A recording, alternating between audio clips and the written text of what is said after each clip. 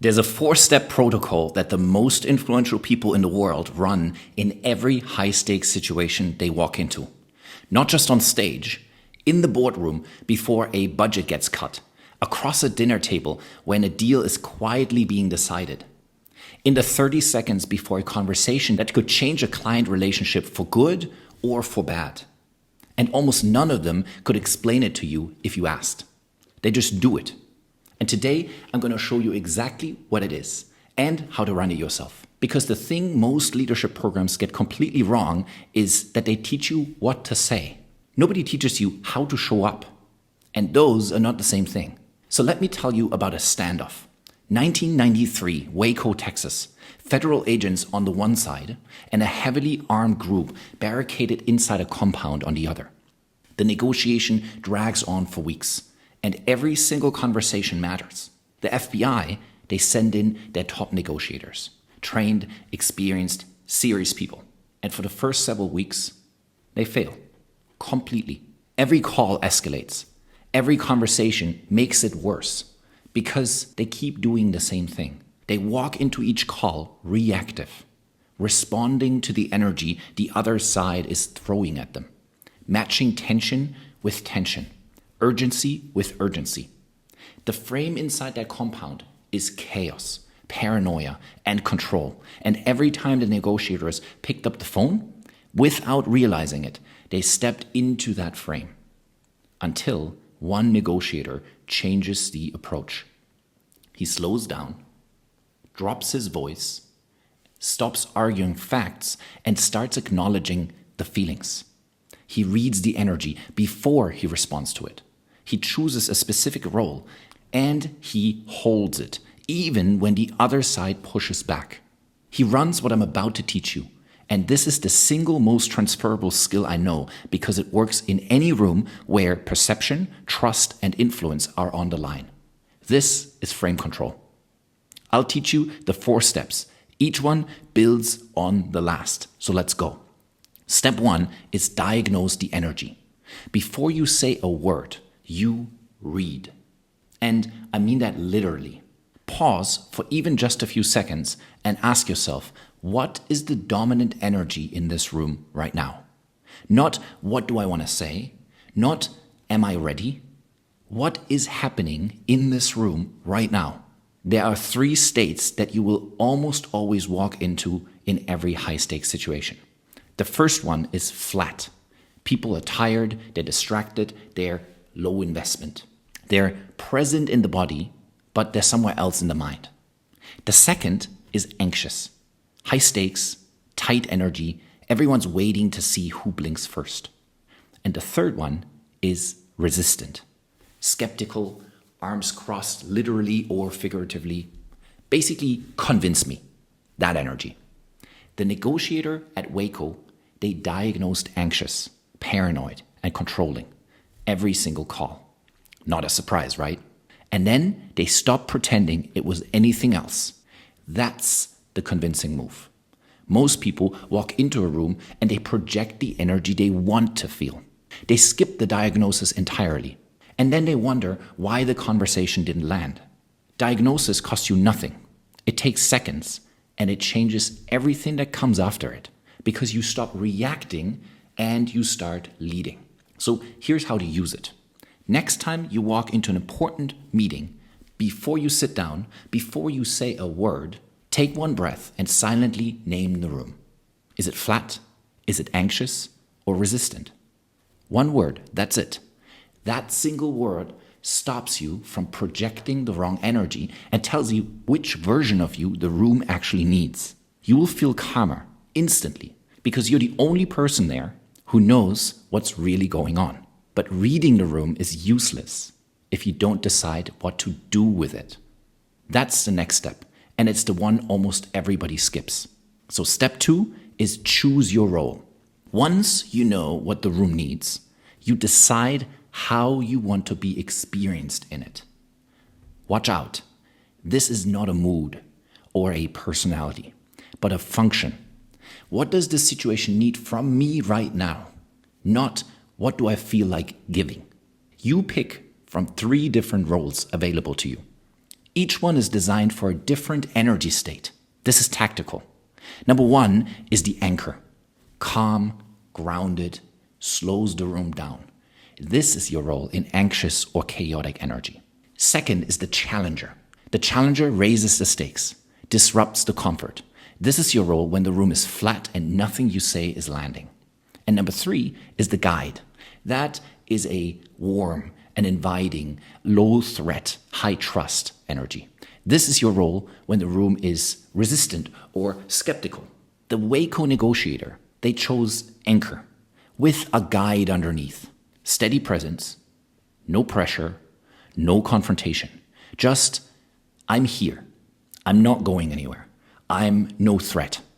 That choice, the right role for the right energy that he diagnosed, is what started to shift the dynamic. Here's what I want you to notice. This is an if this then that. So an automatic adaptation. The energy you diagnosed is the if. The role is the then. You're not deciding in advance who you will be. You're deciding in advance how you'll respond to whatever the room hands to you. Because if you don't have the response wired in, the room will choose your role for you. Now a warning. You probably have a role that you slide into by default. Mine is the challenger. I always want to raise the stakes, poke the comfortable thing, push people further. But for some people, this feels like pressure. And this is exactly the trap. Your favorite role is the one you'll reach for when the room needs the opposite. A challenger walking into an already anxious room doesn't lead it. He pours gasoline on the fire. So the whole point of the if this then that rule, it overrides your reflex. You don't run the role you like. You run the role the energy in front of you actually called for. So here's the application. You don't pick your role in advance. You wire the rules in advance. If the room is anxious, then I'm the anchor. If it's flat, then I'm the challenger.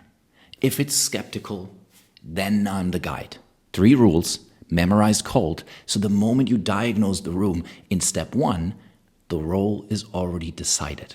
You don't think, you just switch into it. The room organizes around the person who adapted on contact instead of freezing. And choosing the role is one thing. Transmitting it so the room actually feels it, that's step 3, modulate. So now you're in it, and your role is to actively calibrate how your energy lands in real time. You have 4 levers available to you. Number 1 is pace. Slower signals authority.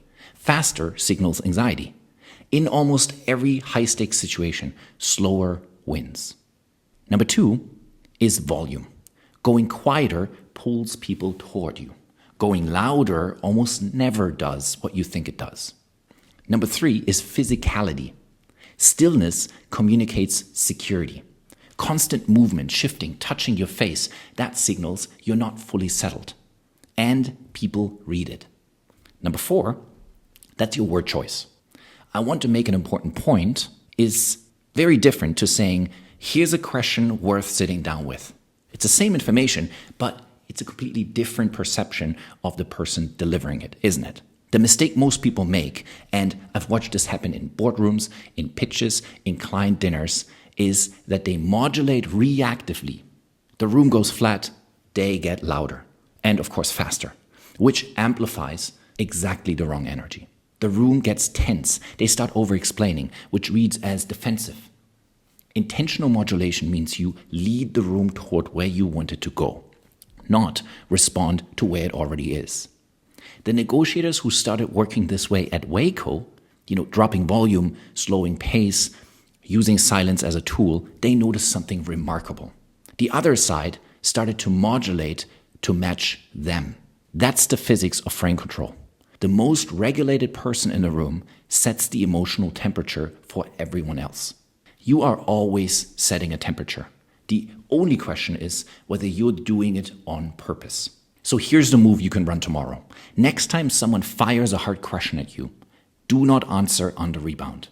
Reach for your water, take a sip, set it down, then answer slower and quieter than it feels natural. That pause feels like an eternity to you. The room reads it as the calmest person in it just took control.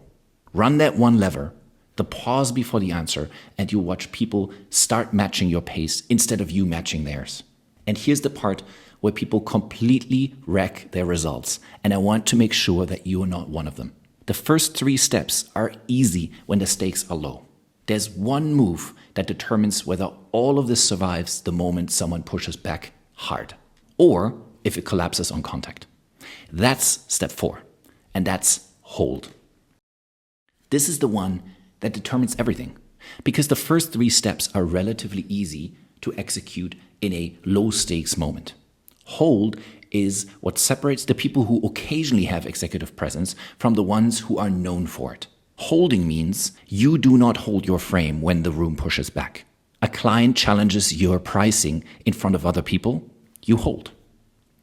Silence stretches past comfortable at a dinner table, you hold. Someone questions your credibility in a meeting, you hold. Most people collapse at this point. They over-explain, they hedge, they rush to fill the silence. They give something away they didn't need to give. And the room remembers the collapse, not what came before it. At Waco, the negotiators were told repeatedly, hold the frame. Don't match the escalation. Don't react to every provocation. Don't try to win the argument. Just hold. Some calls ended with nothing resolved, but the frame held. And over time, the cumulative effect of a steady, unbroken frame was what eventually created movement. Holding is not stubbornness. It is consistency. It tells every room you walk into, I trust my own read of the situation. I don't need you to validate me to stay grounded. That is what people mean when they say someone has gravitas. This is not a gift. It's not a discipline. So here's how you hold when it counts. Next time someone challenges you in front of others, do nothing for 2 seconds. Don't fill the silence. Let the question sit in the air where everybody can see you didn't flinch. Then answer the question you were asked once and stop. No second explanation, no third. The discipline is in what you don't add. Whoever speaks next, out of discomfort, just handed you the room. So here it is, the full protocol. Diagnose what energy is actually in this room right now. Choose, match your role to the energy you just diagnosed. Modulate, adjust in real time, intentionally, not reactively. And hold, don't break the frame when the pressure arrives. This is the system. 4 steps for every room, every time. So pick one conversation this week, a sales call, a meeting, a client dinner. Diagnose before you speak. Choose your role to fit the room. Modulate with intention and hold, especially when it's uncomfortable. Then watch what shifts in how people respond to you. Not what you say, to your powerful presence. If you want the move for when somebody tries to seize the frame back from you mid-conversation, that's the next video. Follow so it finds you.